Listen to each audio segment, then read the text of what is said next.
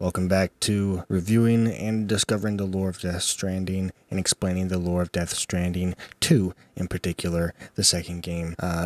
Be warned, there are spoilers within the video. As always, as previous videos was the exact same, there's spoilers. Gameplay spoilers, story spoilers, just letting you know there is massive spoilers. And I mean, not even just basic spoilers, I mean like everything spoilers, like end game spoilers. Like I want to make sure that you understand that there are massive spoilers within this video. So right now is your time to understand that if you don't want spoilers, you might as well get to kicking some dirt, get to the road. But all of you that do have knowledge of the game and you don't really need spoilers or don't care about spoilers because you've already finished the game, that is what this series and this video is for, to help you understand the world of Death Stranding after the fact, tying up everything into a cohesive package. Even though there are massive plot holes and problems with the story, still most of it does make sense, and we will always call out the plot holes as we see them, because some of it is plot holes, some of them don't make sense, some of it is kind of weird, but other parts of it do make sense, and that's what we're going into, is all of it. So today we have systems and initiatives. If you didn't know, we are going through the corpus as we're discussing things. I'm not picking out everything to talk about, right? The corpus has a lot of things. It has story stuff and it has like just items, right? Now I will include items later on in other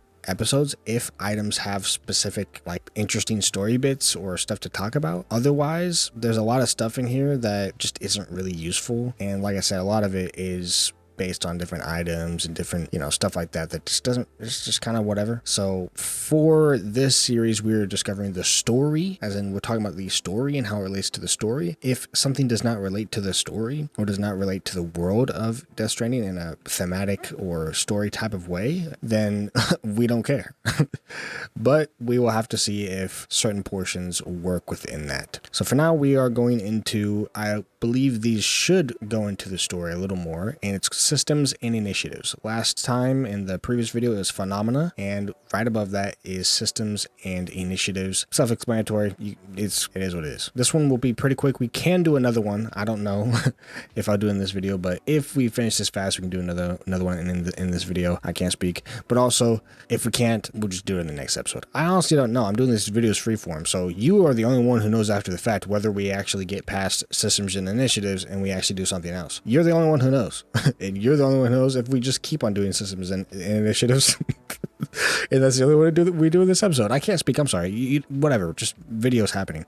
So the first one we have is the Chiral Network. Pretty important, you would say, or I would say at least. A communication network that's already proven essential in connecting isolated people after the Death Stranding. It may yet save humanity from extinction. By transmitting signals via the beach, the Chiral Network can process and deliver huge amounts of data instantaneously. Connecting the isolated knot cities of North America to the network, along with its various prepper outposts, allowed the former USA to be rebuilt in the form of the UCA, the United Cities of America. Freedom. America. Okay. Connecting a location using the Cupid allows it to access a variety of features, holograms, that are indistinguishable from the real thing, known as chirograms, can be transmitted within the network, and chiral printers can fabricate materials. Chiral computers, capable of instantaneous mass data processing, or data processing, can be used to recover data. Wait, who says data? Who says data actually? Data. I feel like data is us over here. Data. Mass data. That's them over there. Can be used to recover data from the past that was once believed to be lost. Self-explanatory. Chiral Network connects to the beach and it's instantaneous. Time works differently over on the beach, so quickly. Stuff just goes over there. It doesn't make any logical sense. Like if you try to use science, I always say this, if you try to use science from our world to understand how it works in their world, it doesn't make sense. But if you use their science, then it makes sense. Just get rid of any semblance of trying to understand exactly the specifics of how it works. It's magic. Okay? It's just chiral. It's another plane. They're connecting through that. That's it. Don't try to understand it. Just, it is what it is.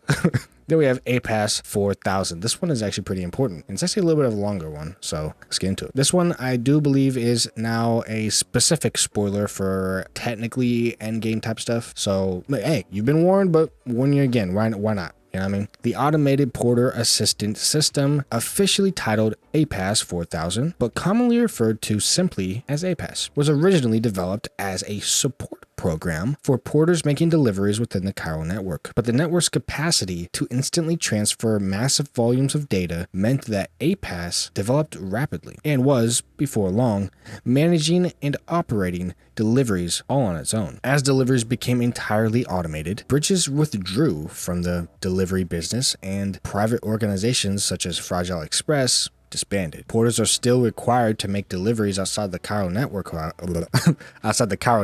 however, which is why Fragile set up Drawbridge. Thanks to the Chiral network's use of the beach where time barely passes, APASS has become more than just a delivery system. It is now involved in all areas of life, from child rearing to healthcare. That's a little crazy. Originally a delivery. What are we saying? Originally a delivery.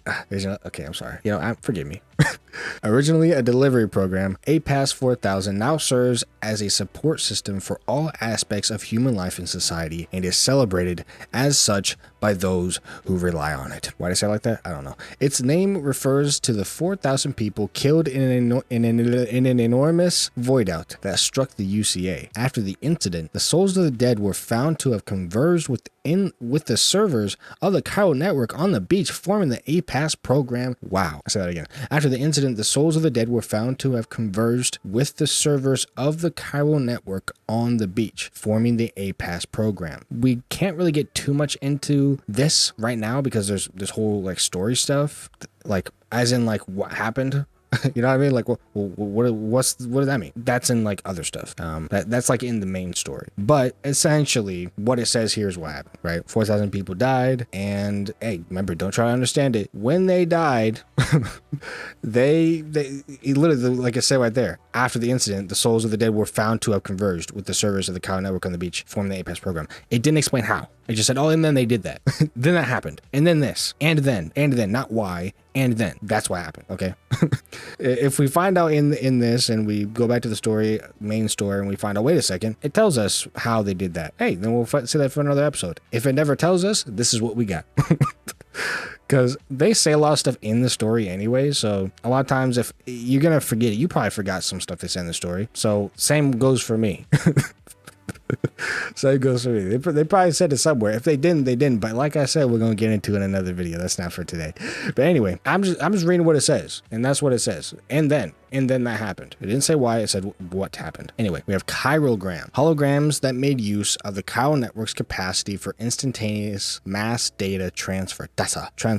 Chirograms are three-dimensional and realistic enough to make one think that the speaker is in the room. However, the enormous amount of data they require means they cannot be displayed outside the Chiral network. Okay, that's it. I don't know why I said in that type of voice. It's just that simple. They're just talking about holograms. Anyway, APASS enhancements. APASS can improve the tools and equipment used by porters. These enhancements are personally tailored to each porter after careful analysis of their performance. A porter must complete many orders and increase their porter grade before any enhancements can be implemented. Increasing Chiral network bandwidth will increase the number of enhancements that can be used simultaneously. APASS enhancements can be run using local processing, allowing them to be used outside the Chiral network, though they cannot be added or changed without network coverage. This one is not necessarily story, just gameplay. We move. And then we have Genetic Diversity Conservation Initiative. Genetic Diversity Conservation Initiative. Wow. Humanity stands on the brink. Sorry, well, it's getting a little serious. It's the way it's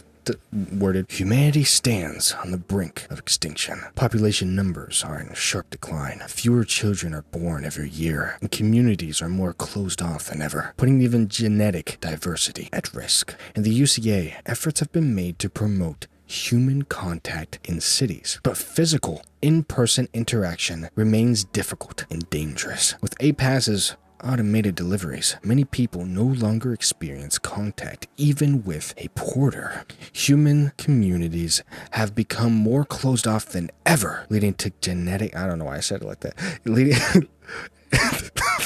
What was the purpose of saying that like that? Whatever. Leading to genetic stagnation. The Genetic Diversity Conservation Initiative, I don't know why that's so hard to say, but I said it perfectly, thank you, has been designed to exchange sperm and eggs from different regions in an attempt to rectify this. Wow. So basically, they just doing it without doing the dirty, you know what I mean? They're like, oh, let's just exchange some sperm and eggs. And just, you make them somehow. You know what I mean?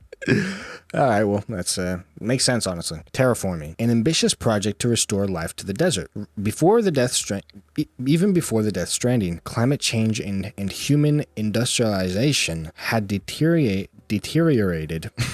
We reading today.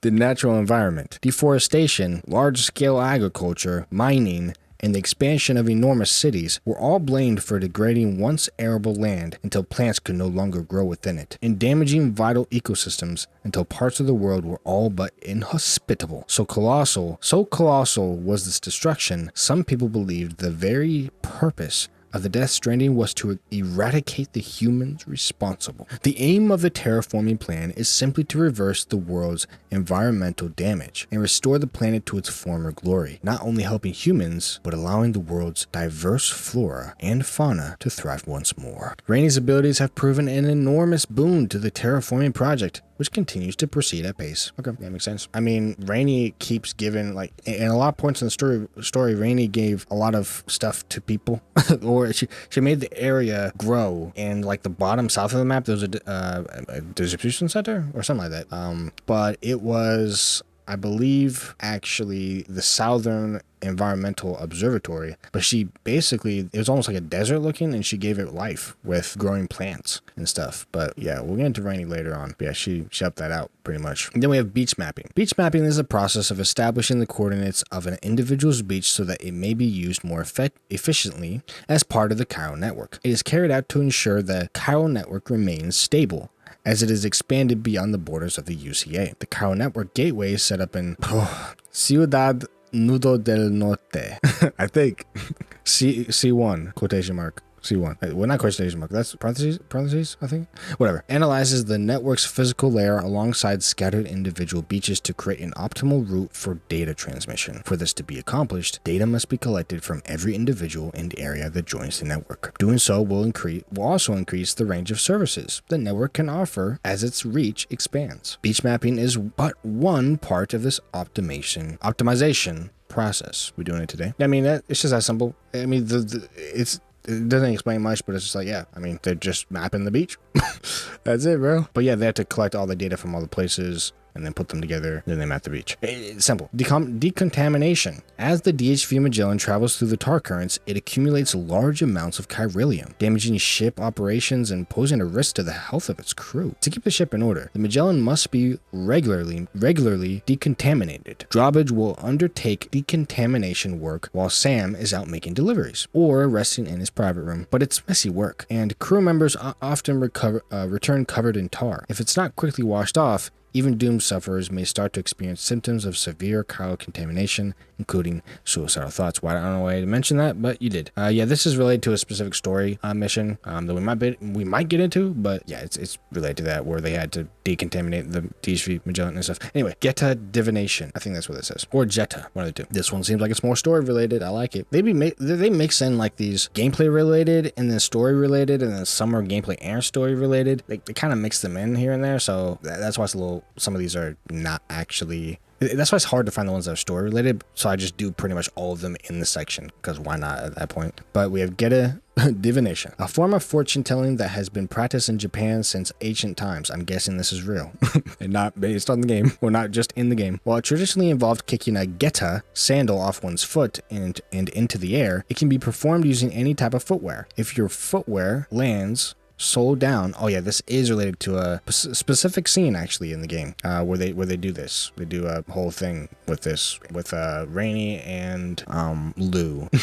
Pretty much. It's hard not to, I forget her name, so I just say that. Granted, I will say it is nice that they had those small little moments, but they just needed more. That was one of the big pain points for me in the story, is they just needed more of those moments. They were so few and far between. It's actually insane. Like, you could probably put them all into, like, if you put all those scenes together of, you know, these actual, like, fun interactions and stuff, it'll probably be not even fill up this current video that we're watching, the time that it took to do this whole video so far. Yeah, it's just barely anything. Like, there's barely any interaction. The ones that are there are so minimal, and they just should have been better. And then not only that, they should just have more. But I did like this interaction, and it was at least something. Like I said, just disappointing that they didn't do more of it. Yes, that is actually a pain point. It's not something that's like, oh well, I guess it's just like that. No, I don't like that. I would like if they did it the other way and actually put more of that type of stuff in, but they didn't, and it actually takes the score of the game down, like legitimately. So yeah, but either way, I did like that scene though. Let's keep going. It can be performed using any type of footwear.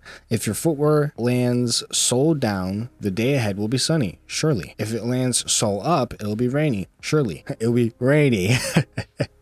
If it lands on its side, expect clouds. In the pre-Stranding world, there were a number of interesting Japanese customs involving shoes. Travelers approaching a mountain pass or a steep hill would throw their sandals into the branches of a nearby tree and replace them with a new pair, believing this would ensure their safe passage. The idea was that such places represented a boundary between the ordinary and the divine, and that new sandals were required to enter such consecrated ground. This practice was known as kutsukake, and the word survives in several place names to this day. Ashitaka tenki ni nare, let the sun shine tomorrow. The phrase uttered when divining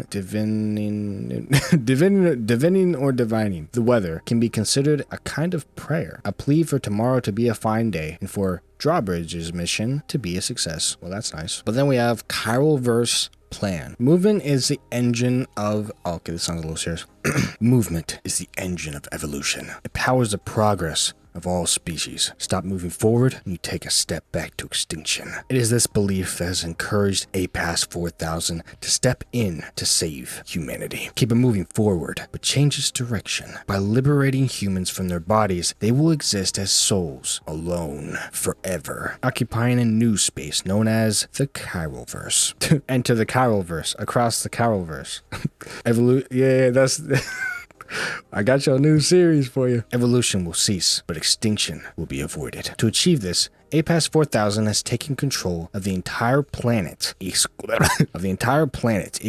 Sorry, I had something in my throat or something. The plan, however, would involve the physical death of all living humans through their assimilation with APASS 4000. This is known as the Chiroverse Plan. But the question remains, can a species really be considered to have avoided extinction if its members only exist as souls? That's interesting. This actually explains what happened in what was explained in the story, right? Pretty much. Where they're just trying to keep humans alive by getting rid of their freedom.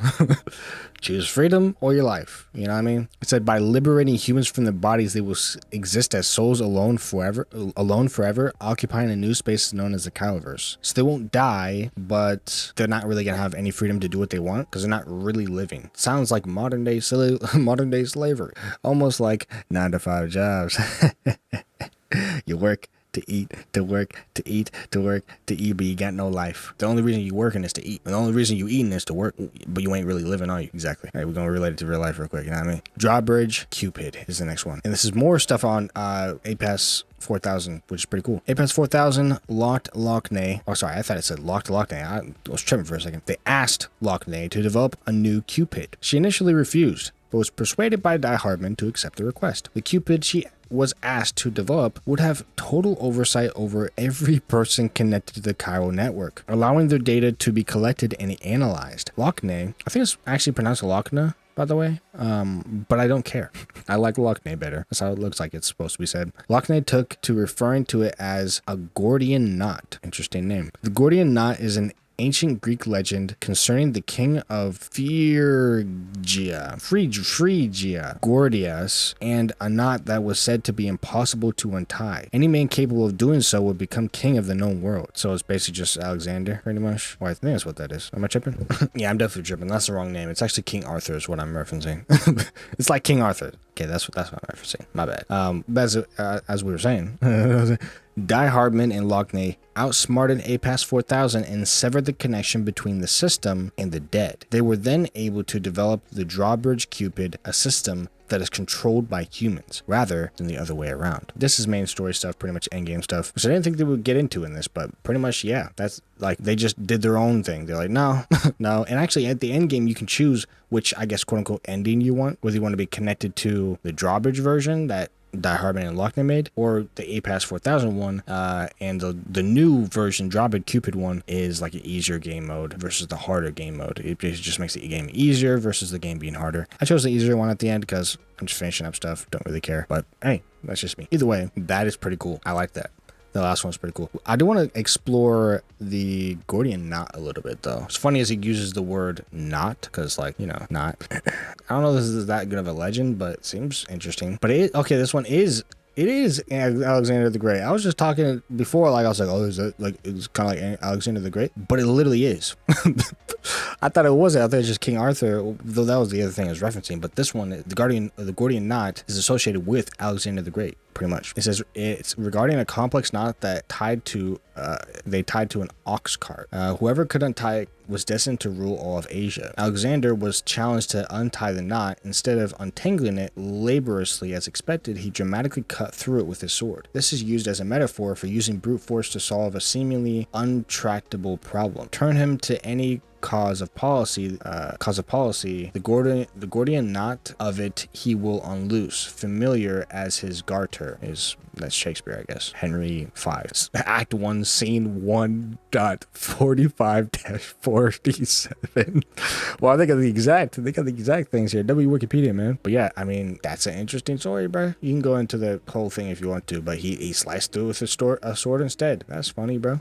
That's funny. But anyway, that's it for this video. We're gonna end it here because the video is getting a little long. I want to keep these videos, you know, relatively under 30 minutes if I can. So yeah, that's just me. But that's it for this video. We actually covered a lot of progress with this one, and especially with the last two videos covering phenomena and system initiatives. That was a lot of the big main story stuff. But there of course is a lot more to get into that we will get into later on, and there's a lot here. That's all I'm saying. There is definitely a lot here, but if you like that and you're interested in more of the series, leave a like on the video to let me know that you like it. Dislike if you didn't, to let me know you disliked it. And comment down below what you think about this video. Subscribe for more W content on the channel. We're doing lore, news, reviews, everything. Like, we're doing crazy stuff, just gameplay sometimes. Sometimes we're doing streams. Coming back soon at some point, probably. But with that being said, I hope you really enjoyed it, and you should watch the video that's on the screen right now. Yeah, watch it. It looks pretty good, I know.